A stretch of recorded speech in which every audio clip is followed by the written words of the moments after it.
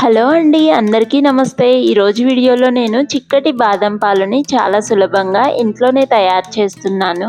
దీనికోసం అయితే ఫస్ట్ కొన్ని బాదం పప్పును తీసుకునేసి వాటర్లో ఒక గంట సేపు నానబెట్టాను. ఆ తర్వాత దానిపైన ఉన్నటువంటి పొట్టు మొత్తం అయితే తీసేస్తున్నాను. ఈ పొట్టు కూడా చాలా సులభంగా అయితే ఊడిపోతుంది.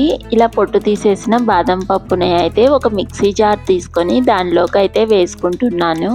ఆ తర్వాత అయితే దీనికి నేను పచ్చి పాలను అయితే యాడ్ చేస్తున్నాను. ఇంకా మనమైతే మిక్సీ పట్టుకోవాలి. బరకగా లేకుండా చాలా సాఫ్ట్గా అయితే మిక్సీ పట్టుకోవాలి.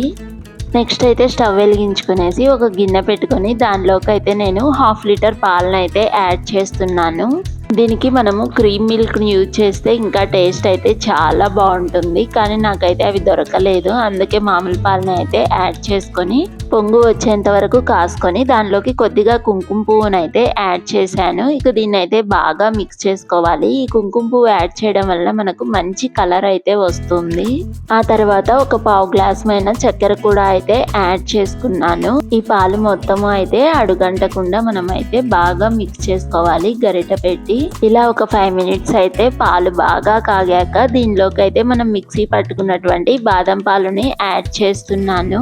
ఇక గరిట పెట్టి బాగా మిక్స్ చేసుకునేసి పాలు చిక్కబడేంత వరకు మనమైతే కాసుకోవాలి. ఆ తర్వాత స్టవ్ ఆఫ్ చేసుకునేసి ఈ పాలను అయితే చల్లారబెట్టుకోవాలి. స్టవ్ ఆఫ్ చేసుకున్నాక కూడా ఇవి చల్లారేంత వరకు మధ్య మధ్యలో అయితే మిక్స్ చేసుకోవాలి. లేకపోతే మొత్తం మీగడలాగా అయితే కట్టేస్తుంది. ఇక ఇప్పుడైతే గోరువెచ్చగా ఉన్నటువంటి ఈ బాదం పాలని సర్వ్ అవుట్ చేసుకుంటే చాలా టేస్టీగా ఉంటుంది. అలా కాకుండా ఫ్రిడ్జ్లో పెట్టుకునేసి చల్లగా తాగినా చాలా టేస్టీగా అయితే ఉంటాయి.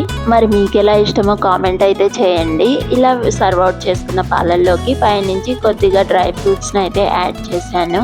ఇంతేనండి, మన బాదం మిల్క్ షేక్ రెడీ. మన వీడియో నచ్చితే like, share and subscribe. Bye bye.